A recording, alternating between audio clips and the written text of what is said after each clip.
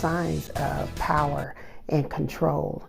And those people wanting to have power and control over you, that's what brings about domestic violence. Tonight, the dark and deadly turn domestic violence can take following the death of a teenage girl in Missouri. We first told you about this as breaking news last night. Taheem Anderson faces assault and kidnapping charges now for 17-year-old Amori Hughes' disappearance and death.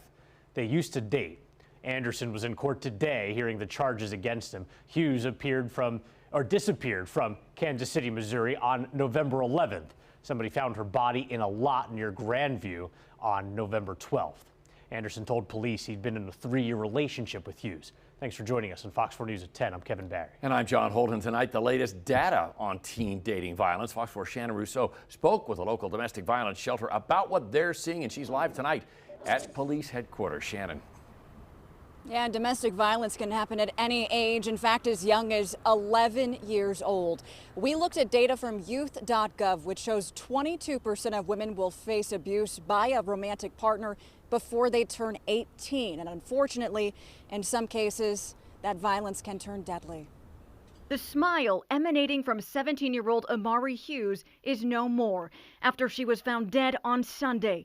Court documents show she died a horrific death as police found her with stab wounds, a gunshot wound, bruises, cuts, and broken teeth.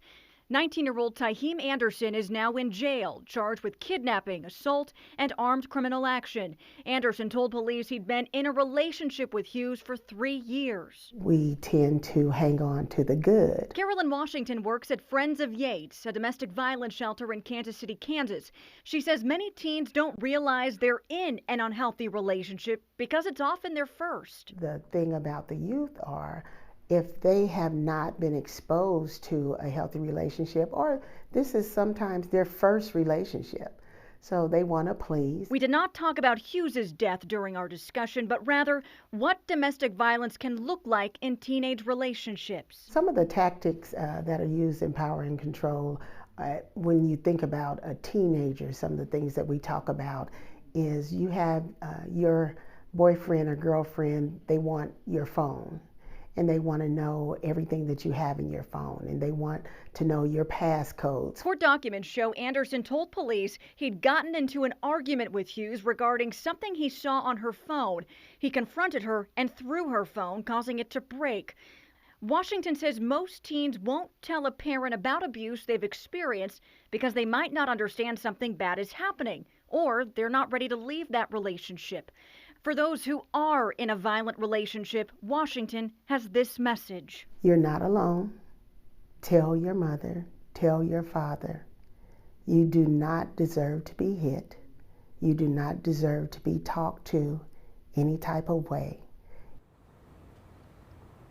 And Anderson is in jail here tonight, being held without bond. He did tell police that he did not kill 17-year-old Amori Hughes. So far, he's facing those 3 charges, but the prosecutor says more could be coming. But as it stands right now with those 3 charges, if he's convicted on all 3, John, he could get a max sentence of 60 years.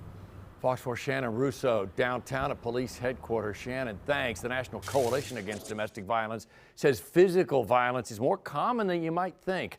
1/3 of women and 1/4 of men report physical violence by a partner. That can include behavior sometimes not considered domestic violence under the law, say pushing or shoving. 1 in 7 women report actually being injured by a partner.